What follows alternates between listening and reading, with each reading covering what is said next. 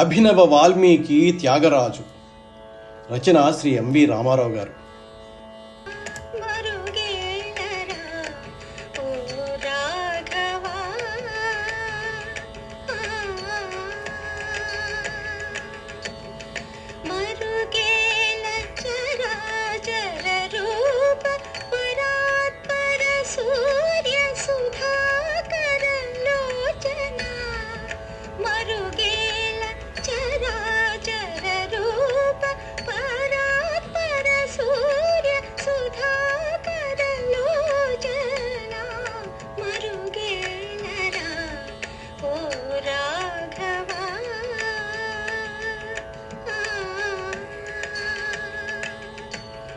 శ్రీరాముని గూర్చి త్యాగరాజు నన్ను బ్రోవవా అంటూ రచించి పాడిన కీర్తన ఇది. ఆయన కీర్తనలు సంగీత సాహిత్య సమ్మిళితమైన భక్తి భావనలను వెదజల్లుతాయి. అభినవ వాల్మీకిగా త్యాగరాజును కీర్తిస్తారు. వాల్మీకి మహర్షి రామాయణాన్ని 24,000 శ్లోకాలతో రచించాడు. త్యాగరాజు శ్రీరామ భక్తుడు. ఆయన శ్రీరామునిపై 24,000 కీర్తనలు రాసి రామునికి అర్పించడంతో ఆయనను వాల్మీకి అవతారంగా భావిస్తారు.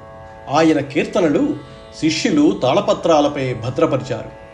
త్యాగరాజు నాదోపాసన ద్వారా భగవంతుని దర్శించవచ్చునని నిరూపించిన వాగ్గేయకారుడు. త్యాగరాజు అచ్చ తెలుగువారు. కర్ణాటక సంగీత త్రిమూర్తులలో త్యాగరాజు ఒకరు. మిగిలిన ఇద్దరు శ్యామశాస్త్రి, ముత్తుస్వామి దీక్షితులు. వీరు ముగ్గురు తమిళనాడులోని తంజావూరు జిల్లా తిరువారూరుకు చెందిన వారు కావటం విశేషం. వారు తమిళ దేశంలో పుట్టిన వారి గానం ఎక్కువగా తెలుగు, సంస్కృతాల్లోనే సాగింది. ఆయన కీర్తనలలో అధిక భాగం తెలుగులోనే ఉండడం గమనార్హం. త్యాగరాజు కొన్ని కీర్తనలు సంస్కృతంలో కూడా రాశారు. రాజుల ప్రాపకాన్ని ఆయన ఏనాడూ ఆశించలేదు. వారి ప్రలోభాలకు లొంగలేదు. తన రామభక్తిని అడ్డుకోవద్దని వారిని కోరుతూ ఆయన మనసులోంచి కీర్తనే వచ్చింది. 1767 సంవత్సరం మే నెల 4వ తేదీన తమిళనాడులోని తిరువారూరులో కాకర్ల రామబ్రహ్మం సీతమ్మ దంపతులకు జన్మించారు. త్యాగరాజు అసలు పేరు కాకర్ల త్యాగబ్రహ్మం. వీరి పూర్వీకులు ఆంధ్రప్రదేశ్లోని ప్రకాశం జిల్లా కాకర్ల గ్రామానికి చెందినవారు. విజయనగర సామ్రాజ్య పతనం తరువాత వారు తమిళనాడు వలస వెళ్లారు. చిన్నతనంలో ఆయన సంగీత గురువు సొంటి వెంకటరమణయ్య గారు. చిన్న వయస్సులోనే సంస్కృతం, తెలుగు, భాగవతం, రామాయణాలలో ప్రావీణ్యం సంపాదించారు. తండ్రితో తరచూ తంజావూరు రాజ్యసభకు వెళ్లేవారు. త్యాగరాజు నారద మహర్షిని ఆరాధించేవారు. ఆయన కీర్తనలను త్యాగరాజ కృతులుగా భావిస్తారు. సంగీతాన్ని దైవత్వం అనుభవించడానికి మార్గంగా భావించారు. ఒక సన్యాసి నారదుని ప్రార్థిస్తూ మంత్రాన్ని త్యాగరాజుకు ఉపదేశించాడు. తాను తొలి కృతి సంస్కృతంలో నమో నమో రాఘవాయ పేరుతో దేశీయ తోడి రాగంలో రచించి తన ఇంటి గోడలపై చెక్కారు. ఆయన కృతులు ప్రధానంగా భక్తి, తాత్విక భావనలతో కూడి ఉంటాయి. తన కృతుల సాహిత్యం ద్వారా ప్రజలకు సందేశం ఇచ్చారు. ఆయన తన కృతులలో నిందాస్తుతిని, అంటే దైవాన్ని నిందించడం కూడా ప్రవేశపెట్టారు. ఇది రామదాసు కీర్తనలలో బాగా కనిపిస్తుంది. త్యాగరాజు కృతులను పంచరత్నాలు అంటారు. అవి ఆదితాళానికి అనుసంధానించారు. ఆయన రచించినది 24,000 కీర్తనలైనా లభ్యమయ్యేవి కేవలం 720 మాత్రమే. ఇవే కాక ఆయన తెలుగులో 2 సంగీత నాటకాలు, ప్రహ్లాద భక్తి విజయం, నౌకా చరితం రచించారు. ఆయన సమకాలీకులు గత సంగీతాన్ని అందిస్తే త్యాగరాజు కొత్త సంగీత భావనలను ప్రేక్షకులకు పరిచయం చేశారు. త్యాగరాజు శిష్యులు ఆయన రచనల క్రోడీకరణ ఏకీకృతంగా చేయలేదు. తత్ఫలితంగా ఆయన రచనలు చేతులు మారుతూనే ఉన్నాయి. తొలి సంకలనం చిన్నస్వామి ముదిలియారు 1893 సంవత్సరంలో oriental music in European notation అనే సంపుటిని ప్రచురించారు. మరో సంగీత పండితుడు పార్థసారథి త్యాగరాజు శిష్యుల కుటుంబాలు వద్ద ఉన్న అసలు రాతప్రతులను పరిశీలించి కృతులను అర్థాలతో గ్రంథాన్ని ప్రచురించారు. ఇప్పటికీ అవి తంజావూరు సరస్వతీ మహల్ లైబ్రరీలో భద్రంగా ఉన్నాయి. ఆయన కృతులను తెలుగు లిపిలో సంకలనం చేయడమే కాక తిరుమల తిరుపతి దేవస్థానం వారు 7 సంపుటాలుగా ప్రచురించారు. త్యాగరాజు తండ్రి మరణానంతరం ఆయన వాటాగా శ్రీరామలక్ష్మణ విగ్రహాలు వచ్చాయి. వాటిని భక్తితో పూజించేవాడు. 18 ఏళ్ల వయస్సులో పార్వతి అనే యువతితో వివాహమైంది. ఆయన 23 ఏళ్ల వయస్సులో ఉన్నప్పుడు భార్య మరణించింది. తరువాత ఆమె సోదరి కమలాంబను వివాహమాడారు. వీరికి సీతామహాలక్ష్మి అనే కూతురు జన్మించింది. ఆమెకు కుమారుడు జన్మించి యవ్వనంలోకి రాకముందే చనిపోయాడు. దాంతో త్యాగరాజుకు ఖచ్చితమైన వారసులు లేరు. త్యాగరాజు జీవితంలో ఎన్నడూ ఉద్యోగం చేయలేదు. ఒకరి దగ్గరకు వెళ్ళి చేయి చాపనూ లేదు. తెల్లవారి లేస్తే కావేరీ నది ఒడ్డుకు వెళ్ళడం, సంధ్యావందనం చేసుకోవడం, అక్కడి నుంచి వచ్చి భాగవత రామాయణాలు భగవద్గీతలు చదువుకోవడం, మధ్యాహ్నం తరువాత కీర్తనలు చేసుకుంటూ ఊంఛ వృత్తి చేసుకోవడం. అంటే తన వద్ద ఇంట్లో ఎంతమంది శిష్యులు సంగీతం నేర్చుకోవడానికి వచ్చారో వారి ఉదరపోషణకు సరిపడా పదార్థాల్ని సేకరించడానికి ఎన్ని ఇళ్ల ముందుకు వెళ్ళి చేయి చాపవలసి వస్తే అన్ని ఇళ్ల వద్దకు వెళ్ళి కీర్తనలు చేయడం. పెట్టినవారు ఒకటే, పెట్టనివారు ఒకటే.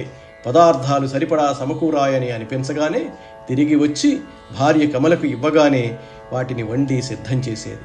దానిని త్యాగరాజుల వారు శ్రీరామచంద్రమూర్తికి నివేదించి తాను తన కుటుంబం శిష్యులు స్వీకరించేవారు. చెట్టును ఆశ్రయిస్తే గోత్రనామాలు అడగకుండా నీడ ఎలా ఇస్తుందో అలా ఆయన పాదాలను ఆశ్రయించిన ప్రతి వారికి సంగీత విద్యను నేర్పేవారు. అలా జీవించిన త్యాగరాజుకి ఏం లోటు? ఎందరో మహారాజులు ఎలాగైనా వారిని తమ సన్నిధానానికి తెచ్చుకోవడానికి విశ్వ ప్రయత్నాలు చేశారు. తంజావూరు మహారాజైతే మారువేషాల్లో వచ్చి ఆయన కీర్తనలు విని ఆనందిస్తూ ఉండేవారు. ఒకరోజు ఆయన జోలు పెట్టి వెడుతూ ఉంటే దానిలో బంగారు కాసులు వేశారు. ఏం చేస్తారో చూద్దామని.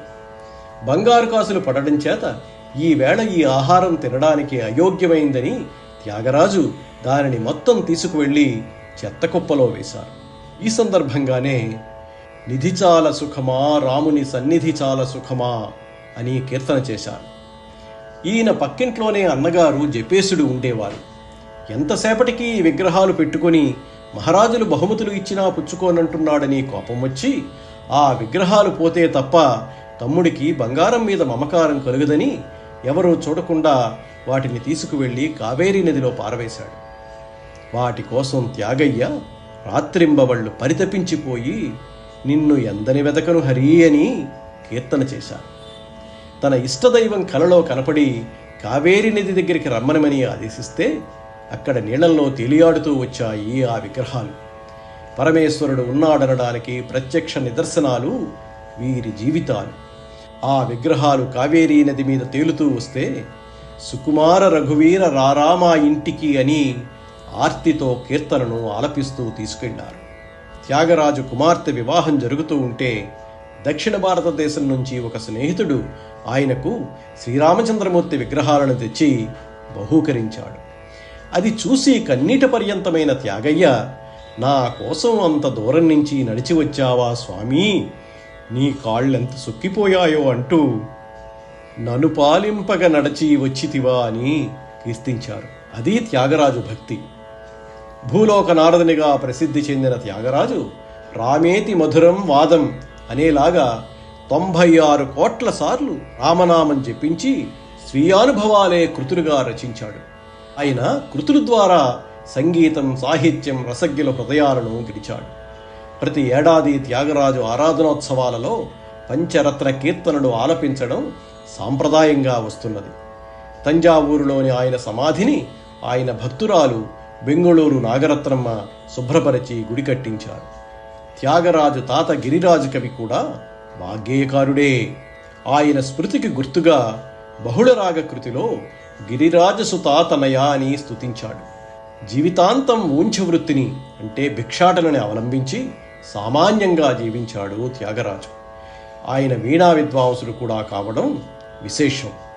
1847 సంవత్సరం జనవరి 6వ తేదీన తిరువయ్యూరులో దివ్య సమాధి చెందారు. ఆయన సంగీతం కర్ణాటక సంగీత ప్రపంచంలో నేటికి అగ్రస్థానంగా ఉంది.